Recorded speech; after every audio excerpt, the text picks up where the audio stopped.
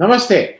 आज मेरे साथ फिर से अभय दुबे साहब सीएसडीएस से और हम लोग सीधे क्योंकि आपसे जब मैं आ रहा हूं तो अभय दुबे साहब से मैं उत्तर प्रदेश पॉलिटिक्स को ज्यादा समझने के लिए भी और अपने दर्शकों को समझाने के लिए भी करता हूं। मतलब ये कल अब शुरू हो गया, ब्राह्मण शंख बजाएगा, हाथी चलता जाएगा, ये नया फिर से 2007 के बाद शायद मायावती जी पुराने एजेंडा पे फिर लौटने की कोशिश कर रही हैं। जी। कल 23 जुलाई को सतीश मिश्रा साहब गए अयोध्या और वहां पे उन्होंने ब्राह्मण सम्मेलन करके एक तरह से लॉन्च कर दिया है 2022 का विधानसभा इलेक्शन का बीएसपी का। वो आइडियली तो वो मायावती जी लॉन्च करती तो अच्छा लगता, लेकिन सतीश मिश्रा जी भी उससे कम नहीं। तो क्या आपको लगता है कि 2007 की पुनरावृत्ति होने की कहीं संभावना दिख रही है कि ब्राह्मण फिर से बीएसपी के साथ जाएगा, इस तरह की बात? आनंद जी, एक जमाने में मैं बड़ा निष्ठावान मार्क्सवादी हुआ करता था जी। मार्क्सवाद के अलावा और माओवाद के अलावा कोई दूसरी किताब नहीं पढ़ता था जी। तो लेकिन आज उतना निष्ठावान मार्क्सवादी तो मैं नहीं रहा।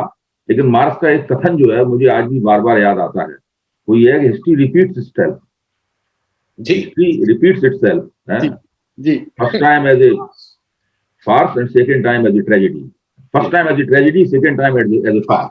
ये जो राजनीति में आपको कुछ नया काम करना पड़ता है, पुराने हथकंडे दोहराने से नहीं होता है। जी। आप सोचिए, अगर भारतीय जनता पार्टी उत्तर प्रदेश में वही हथकंडे दोहराती जो कि कल्याण सिंह के जमाने में इस्तेमाल किए जाते थे, अटल बिहारी वाजपेयी के जमाने में इस्तेमाल किए जाते थे, तो क्या वो 2017 का चुनाव इतने शानदार तरीके से जीत पाती? जी। 2017 में उन्होंने एक नई नीति बनाई हिंदू एकता की और उन्होंने 40% वोट हासिल किया। उन्हें चुनाव जीतने के लिए 40% वोटों की आवश्यकता नहीं थी। उन्हें चुनाव सरकार बनाने के लिए 315 सीटों की आवश्यकता नहीं थी। 315 सीटों में उन्हें 70-80 सीटें कम भी मिल जाती तब भी उनका काम चल जाता। लेकिन उन्होंने इतना बड़ा चुनाव जीता और पूरी तरीके से उस चुनाव को उन्होंने उत्तर प्रदेश की राजनीति का गेम चेंजर बना दिया। जो थ्रेशोल्ड है भाजपा की कामयाबी का, वो काफी ऊंचा है। उसका नतीजा क्या निकला कि समाजवादी पार्टी और बहुजन समाज पार्टी की जो कामयाबियों का जो थ्रेशोल्ड है वो उससे बहुत पीछे चला गया। अब आप देखिए 2007 में जब मायावती चुनाव जीती थी तो उस वक्त उन्हें 29% वोट प्राप्त हुए थे। जी 30.43 to be exact, 29 point something मुझे याद पड़ता है। 30 पकड़े उसको, चलिए 30 मान लीजिए, 30 मान लीजिए, कोई फर्क नहीं पड़ता। मैं 32% वोट भी देने को तैयार हूँ, कोई फर्क नहीं पड़ता। और उन्हें 200 सवा 200 करीब सीटें प्राप्त हुई, 206 सीट। हाँ, उसके बाद में फिर 2012 में जब अखिलेश जी मुख्यमंत्री बने तब भी उन्हें भी इसी के आसपास वोट मिला और इसी के आसपास सीटें मिली 26%। अब आप सोचिए, भारतीय जनता पार्टी 2017 के चुनाव में इनसे 10% करीब वोट आगे निकल गई और लोकसभा के चुनाव में तो 20% वोट आगे निकल गई है और सीटों के मामले में भी इनसे करीब 100 सीटों से ऊपर आगे निकल गई। तो ये इन लोगों का सर्वश्रेष्ठ प्रदर्शन जो है ना, वो भाजपा से कई मील पीछे है।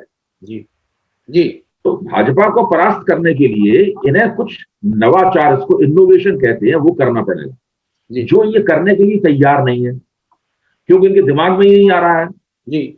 राजनीति को एक नया दरवाजा खोलना पड़ेगा।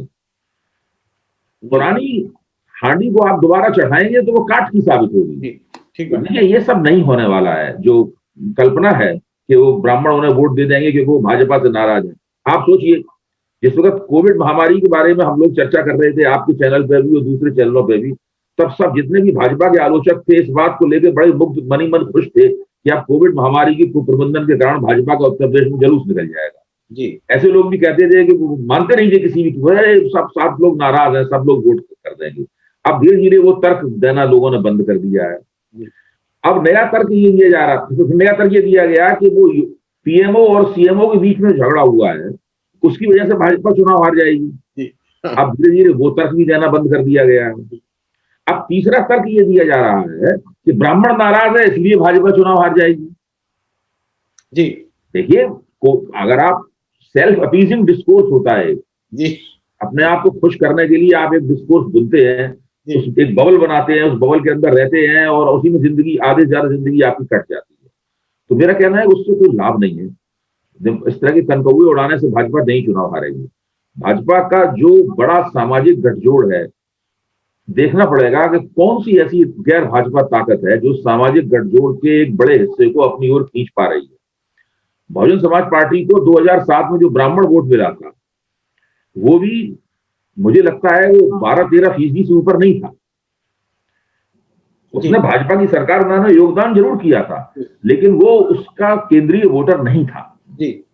भाजपा बसपा उसको बढ़ा चढ़ा के बताती है, और बसपा के समर्थक भी उस बात को बढ़ा चढ़ा के पेश करते हैं। जब वो एक महत्वपूर्ण घटना थी, ब्राह्मणों का बहुजन समाज पार्टी को वोट देना है, वो एक महत्वपूर्ण घटना थी, लेकिन वो बसपा के लिए एक स्थायी राजनीति नहीं थी। वो उसका प्रमाण है कि बस उसके बाद ब्राह्मण बसपा के साथ नहीं रहे। हाँ, क्योंकि जी ये नहीं चलेगा। मैं नहीं मानता हूं कि ये सब हो पाएगा। मैं आंकड़ों से उसको जरा और स्पष्ट कर दूं जी। 2007 में बसपा ने 51 ब्राह्मणों को टिकट दिया था, जिसमें से 20 जीत के आए, और 2012 में 51 को फिर दिया, जिसमें से 7 जीते। 2017 में 52 ब्राह्मणों को टिकट दिया, जिसमें से 4 जीते। तो ये भी कहीं शो कर रहा है कि ब्राह्मण को टिकट देने से आपका काम नहीं चलेगा। जो अभी कहा जा रहा है ना कि ब्राह्मणों को बहुत ज्यादा देंगे, मुसलमानों को बहुत ज्यादा देंगे, तो शायद टिकट देना और टिकट देने की रणनीति तब कामयाब होती है जबकि चुनावी मुहिम शुरू होने के पहले जी जी जी ये छवि किसी तरीके से बन जाए कि आप ही जो है वो सत्ता के सबसे प्रबल दावेदार हैं जी, आप ही भारतीय जनता पार्टी के मुख्य प्रतिद्वंदी हैं जी। जगह जगह हर कॉन्स्टिट्यूएंसी में कम से कम 80-90% कॉन्स्टिट्यूएंसीज में आपके उम्मीदवार ही बसपा को भाजपा को टक्कर दे रहे हैं। अगर ये छवि बन जाएगी फिर तो मुसलमान वोटों का रुझान भी आपकी तरफ हो जाएगा।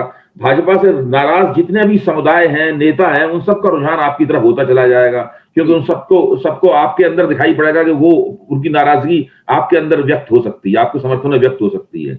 मुझे नहीं लगता कि इस तरह का माहौल कोई बनने वाला है जी। अभी भी जहां तक गैर भाजपा शक्तियां हैं उसमें मुझे बसपा से समाजवादी पार्टी आगे दिखाई पड़ रही है। बिल्कुल आगे लग रहा है समाजवादी पार्टी की स्थिति बेहतर है और वो भाजपा के मुख्य प्रतिद्वंदी के रूप में उभरने वाले हैं। कुछ निर्वाचन क्षेत्रों में बसपा भी मुख्य प्रतिद्वंदी बनेगी, लेकिन मोटे तौर पे ये लोग समाजवादी पार्टी ही बीजेपी को टक्कर देंगे जी। मैं एक वो भी, क्योंकि मेरे पास आंकड़ा है और मैं अपने दर्शकों से भी इसलिए जरा शेयर कर लूं।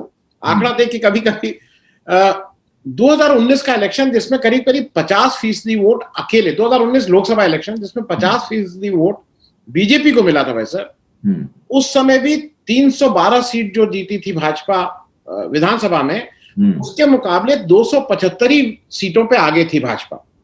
और बीएसपी जो 19 सीट विधानसभा में जीती थी वो 65 सीट पे आगे थी जी। और जो सपा थी वो 47 सीटों जीती हुई थी, लेकिन वो केवल 40 सीट पे आगे रह गई थी। इसका मतलब उसके एमएलएस भी अपना वो काम नहीं दे पाए थे। अपना दल 9 पे 9 थी और कांग्रेस 7 सीट जीती थी, 8 सीट पे आगे थी, आरएलडी 1 सीट जीती थी, 4 सीट। मैं कहना सिर्फ ये चाह रहा हूं कि बसपा ने भी उन 65 सीट जहां वो आगे थे, मेरे ख्याल में सबसे पहले तो उस पर कंसंट्रेट करना चाहिए, क्योंकि वो उसके मतलब 40% वोट, 50% वोट मिलने के बाद भी ये अलग बात है कि उनके 10 एमपीज भी जीत गए थे, और ये शायद उनके नीचे के एमएलएस की सीट होंगी जहां पे दिख रहा है कि इतना प्रचंड भाजपा का। इस को भी कहीं से देखने की जरूरत है, क्योंकि बस मुझे लगता है कि बहुजन समाज पार्टी की जो चुनावी नीति होती है उसमें वो कुछ खास सीटों पर विशेष जोर देकर चुनाव नहीं लड़ते जी। उनकी नीति ये होती है कि ज्यादा से ज्यादा सीटों में चुनाव लड़ा जाए, हाँ। ताकि उनको वोट सीटें मिले ना मिले, वोट परसेंटेज उनका बढ़िया रहे, ताकि उनको राष्ट्रीय मान्यता भी उनको मिली रहे, और वो बता सके देखिए हमारी सीटें जरूर कम हुई, लेकिन वोट हमारा 20% रहा या 22% रहा या 23% रहा, इस प्रकार के तर्कों को बाद में दे सके जी। तो ये सारी की सारी जो तरकीबें हैं ये पुरानी पड़ चुकी हैं, इनके अंदर जान नहीं है इन तरकीबों में कोई, और इनसे बसपा को कोई बहुत ही सकारात्मक परिणाम मिलने वाले नहीं जी।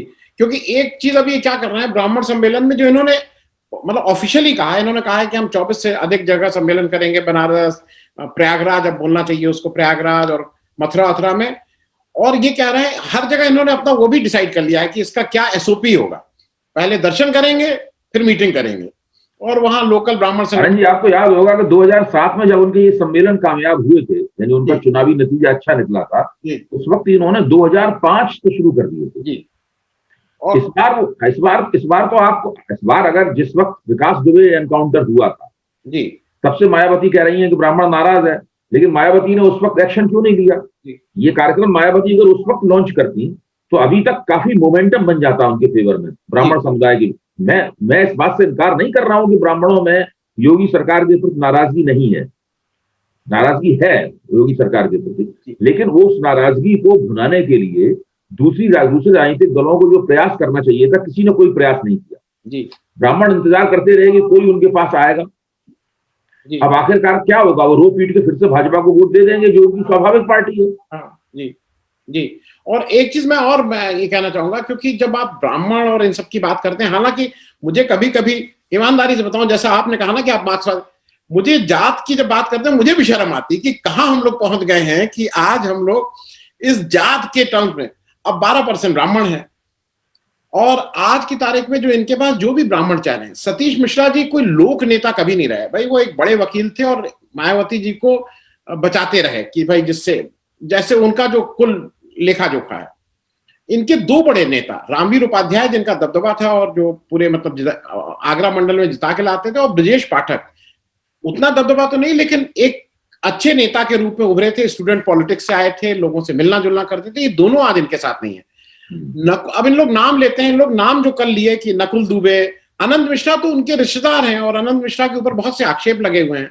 अब वो रितेश पांडे को आप कह सकते हैं, इनके पास आज की तारीख में कोई ब्राह्मण चेहरा भी ऐसा नहीं है कि जो बहुत ही, मतलब फर्ज कीजिए हम उनका इस दावे को मान लें कि ब्राह्मण नेता उनके पास हैं और वो ब्राह्मण नेता प्रभावी भी हैं, लेकिन मुझे नहीं लगता कि ब्राह्मण समाज या कोई भी समाज, जब वो समाज से अब एक राजनीतिक मित्रता करना चाहते हैं तो राजनीतिक मित्रता का करने का एक तरीका है। जी, जी। पार्टियों से तो चुनाव के तुरंत पहले गठजोड़ होता है जी, लेकिन समाज के साथ गठजोड़ जो है ना, उसमें थोड़ा समय लगाना पड़ता है, वो पहले से शुरू होता है, तब समाज को कहीं जाके भरोसा होता है। उस वक्त कोई पार्टी ना भी हो तब भी समाज आपके पक्ष में हो जाता है जगह जगह। जी। तो ये 2005 में मायावती कर चुकी है, इस बार उन्होंने असल में बहुत देर कर दी। एक तो रणनीति भी पुरानी है, वो एक बार उसका जितना जूस होता है वो मायावती निकाल चुकी है।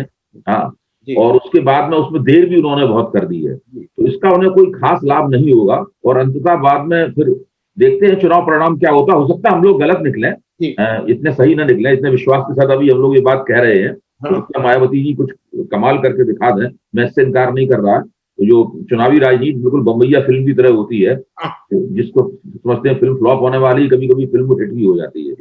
आपको याद होगा जब धर्मेंद्र जब बीकानेर से सांसद चुने गए, लेकिन 2004 में भारतीय जनता पार्टी चुनाव हार गई, तो धर्मेंद्र ने क्या कमेंट किया? धर्मेंद्र ने कहा हम तो इस फिल्म को हिट मानते थे लेकिन ये तो फ्लॉप निकली। जी, हाँ। अच्छा, तो जी, मतलब एक चीज और मैं ये मेरा आकलन है, हो सकता है कि जैसा आपने कहा, मैं आज से 1 महीना पहले भाजपा 1 नंबर पे थी और सपा बहुत क्लोज 2 नंबर पे थी। सपा ने बहुत अच्छा, आज से 1 महीना बीच में सपा थोड़ा स्लिप की, जैसा मुझे लगा कि बीच में शायद सपा उतनी एक्टिव नहीं रही है, जो भी कारण था, और थोड़ा भाजपा भी एक्टिव हो गई थी, एग्रेसिव हो गई थी, दिखाई पड़ने लगी थी ज्यादा। इधर मुझे फिर लगता है कि बीएसपी अगर आ रही है तो यूपी में तो अभी तक बाइपोलर ही लग रहा है कि या तो भाजपा या सपा के नेतृत्व में विपक्ष। क्या बीजेपी इसको ट्रायंगुलर बना पाएगी? आपको क्या लग रहा है कि ट्रायंगुलर फाइट होगी? नहीं, कल मैं एक कार्यक्रम कर रहा था, उसमें वीरेंद्र कुमार भट्ट कुछ आंकड़े दे रहे थे और उनके आंकड़े विचारणीय थे। तो उन्होंने आंकड़े देकर बताया कि जो बहुजन समाज पार्टी है वो काफी सीटों पर, उन्होंने संख्या भी बताई थी, मुझे अभी ध्यान नहीं रही, काफी सीटों पर चुनाव संघर्ष को त्रिकोणात्मक बना देगी। उसमें पश्चिमी उत्तर प्रदेश की भी काफी सीटें थी, तो उसमें त्रिकोणात्मक बना सकती है, और जब त्रिकोणात्मक बनाएगी तो सत्तारूढ़ पार्टी को ही उसका लाभ होगा, जाहिर है। तो अभी जो विपक्षी एकता का जो भाजपा विरोधी इंडेक्स है वो लगभग 0 है। जी। और राज्यों के स्तर पे भी वो नहीं, जब इंडेक्स बढ़ पा रहा है तो आप कैसे उम्मीद करते हैं कि वो लोकसभा में वो इंडेक्स बहुत ऊंचा होगा? 2014 में भी वो इंडेक्स 0 था और 2017 में केवल भ्रम था, दरअसल वो इंडेक्स डबल 0 था। तो जब तक कोई गैर भाजपावाद नहीं बनेगा, जो डॉक्टर लोहिया ने किसी तरह कोशिश करके और बहुत मेहनत करके जॉर्ज फर्नांडिस को मना के और दूसरे कई तरह के काम करके, बदले में एक किताब है नॉन कांग्रेसिज्म, आपने बड़ी मोटी सी किताब है मजलूमे की लिखी हुई, लाल रंग का उसका कवर है, उसमें जयप्रकाश नारायण के ऊपर एक अध्याय है, उसमें मतलब डॉक्टर लोहिया की ऊपर बहुत अच्छी किताब है, जरूर पढ़ना चाहिए। उसमें नॉन कांग्रेसिज्म कैसे बना, पार्टी के अंदर क्या बहसें होती थी, किस तरह उस प्रस्ताव को रखा गया, रात भर किस तरह से मजलूमे और जॉर्ज फर्नांडिस ने डॉक्टर लोहिया से बहस की इस पूरी रणनीति के खिलाफ, और डॉक्टर लोहिया ने सवेरे मजबूर किया कि तुम ही ये प्रस्ताव रखो। तो ये सब जो हुआ था, जो इतिहास में दर्ज हो चुका है, ऐसा व्यक्ति चाहिए इस वक्त गैर भाजपा राजनीति को। एक डॉक्टर लोहिया चाहिए, एक राम मनोहर लोहिया चाहिए। अगर उससे वो नहीं मिलेगा तो ये इसी तरीके से इसका दर्द दलन जो है नरेंद्र मोदी करते रहेंगे। जी नहीं, और एक चीज भाई साहब ये जरा बताएं, क्योंकि जैसे अभी आपने कहा कि अभी तो विपक्ष वाला इंडेक्स नहीं है, लेकिन कोशिश तो हो ही रही है, और उस कोशिश में एक मैं इसको सकारात्मक इसलिए देखता हूं कि शायद डूबते को तिनके का सहारा, कम से कम ममता बनर्जी ने कहा तो ये कांग्रेस को भी ले आई थी, आपको भी ले आई थी, अकाली दल को भी ले आई थी, जो जनरली नहीं आते हैं लोग एक दूसरे के साथ। इसमें मायावती का रोल क्यों नहीं कुछ होता है? क्योंकि मायावती क्या मतलब उनका वो अलग अपने को रखना चाहती हैं, या वो एक टीम प्लेयर नहीं है? ये क्योंकि मायावती अगर उत्तर प्रदेश में चुनाव में अच्छा प्रदर्शन करेंगी तो फिर वो थोड़ा उनकी दावेदारी मजबूत होगी। जी जी, अगर मान लीजिए उस विधानसभा चुनाव में मायावती 70-80 सीटें ले आती है तो उनकी दावेदारी मजबूत होगी, और मजबूत दावेदारी पे खड़े होकर फिर वो दूसरी पार्टियों के साथ में कुछ सौदा कर पाएंगी, कुछ किसी तरह का समझौता कर पाएंगी, कुछ मतलब अपनी शर्तें उसके सामने पेश कर पाएंगी। अभी तो मायावती की स्थिति ये है कि उनका ग्राफ लगातार नीचे जा रहा है। जी जी, जो उन्होंने लोकसभा के चुनाव में थोड़ी बहुत उपलब्धि की थी गठजोड़ के चलते, उसका सारा श्रेय गठजोड़ को जा रहा है, मतलब तो मायावती को उसका श्रेय नहीं मिल रहा है। तो मायावती भी इस बात को समझती है। जहां तक ममता बनर्जी का सवाल है, हालांकि आप प्रोग्राम मायावती भी कर रहे हैं, लेकिन ममता बनर्जी का जहां तक सवाल है, उनकी पश्चिम बंगाल में जीत तो बहुत असाधारण रही, इसमें कोई शक नहीं। तो हम सब लोग एक जन नेता के तौर पर उनकी जो क्षमताएं हैं, असाधारण क्षमताएं हैं, उसके प्रशंसक हैं। लेकिन क्या ममता बनर्जी ये गारंटी कर सकती हैं कि पिछली बार भाजपा ने जो 18 सीटें जीती थी लोकसभा की, इस बार उसमें केवल भाजपा की 3-4 सीटें रह जाएंगी, या भाजपा सारी सीटें हार जाएगी? अगर वो सारे देश के पैमाने पर भाजपा को किसी चुनौती का केंद्र बनना चाहती है, तो पहले तो उन्हें ये सुनिश्चित करना पड़ेगा कि बंगाल में भाजपा जो है, जो उसने सफलता हासिल की थी, वो सफलता दोहरा ना पाए। ये तो नहीं हो सकता कि बंगाल में भाजपा फिर से 18 सीटें जीत जाए और सारे देश में हार जाए। जी ये तो संभव नहीं है। तो ये सब चीजें ममता बनर्जी को सुनिश्चित करनी पड़ेंगी। उन्हें सुनिश्चित करना पड़ेगा कि लोकसभा चुनाव आते ही जो मोदी डिविडेंड प्रभावी हो जाता है। जी बिल्कुल, हाँ, मोदी के साथ में हर जगह 10-12% मोदी कारण भाजपा के खाते में अतिरिक्त वोट जुड़ते हैं, उनको कैसे माइनस किया जाएगा, इसकी तरकीब अभी तक इन लोगों के पास नहीं आई है। चलते चलते एक प्रश्न और मैं भाई साहब की, ये क्योंकि वो आज की तारीख में बिल्कुल करंट वो है, ट्रेंड में है, मैं एक वो लालच है मेरे मन में कि उसको भी आपसे पूछूं। पेगासस की बात सिर्फ एक कर लूं, क्या यूपी इतना गया गुजरा कि यूपी के हमारे किसी नेता के उन्होंने वही नहीं किया? मतलब हम लोग क्या इतने इररिलेवेंट हो गए हैं इंडियन पॉलिटिक्स में यूपी वाले कि हमारे किसी नेता का तो कुछ किए होते, जांच पड़ताल कुछ तो। मतलब मैं भी सोच रहा था कि भाई पता नहीं मेरी सर्विलेंस क्यों नहीं हुई। लगता है मेरी आलोचना में अब धार नहीं रही, कोई दम नहीं रही मेरी आलोचना में, कोई परवाह नहीं करता, ये बकवास करता रहता है, लिखता रहता है, कोई फर्क नहीं पड़ता। तो हो सकता है हमारे मित्र संतोष भारती भी है। जी जी, संतोष भारती का नाम है उस लिस्ट में, उनसे चर्चा भी मेरी हुई थी। लेकिन शायद उत्तर प्रदेश वाले हम लोग जैसे हर चीज में फिसड्डी रहते हैं, इसमें भी फिसड्डी रहेंगे। उम्मीद है कि भाई, अपील है जो भी इसको किसी के पीछे लगाते हैं, उनसे भी आग्रह है कि इस तरह का जब आप करें तो उत्तर प्रदेश की अनदेखी ना करें। यहाँ से भी सरकारें हमारे फोनों को भी हैक किया जाए, हमारी अपील है। इस तरह की उत्तर प्रदेश से हम लोग डिमांड निकालें। बहुत बहुत धन्यवाद भाई साहब ज्वाइन करने के लिए, थैंक यू सो मच। अगर आपको दी पब्लिक के कार्यक्रम पसंद आते हैं तो इन्हें लाइक करें। अगर आप इस वीडियो को YouTube पर देख रहे हैं तो चैनल को सब्सक्राइब करें, और अगर आप इसे Facebook पर देख रहे हैं तो दी पब्लिक के पेज को लाइक करें। अगर आप चाहते हैं कि हम निष्पक्ष पत्रकारिता को जारी रखते हुए आपसे जुड़े मुद्दों पर सवाल उठाते रहें तो हमें सहयोग करें। आपका छोटा से छोटा सहयोग भी इस मुहिम को जारी रखने में हमें ताकत देगा। डोनेट करने के लिए डिटेल्स जो हैं वो डिस्क्रिप्शन बॉक्स में दी गई हैं। धन्यवाद।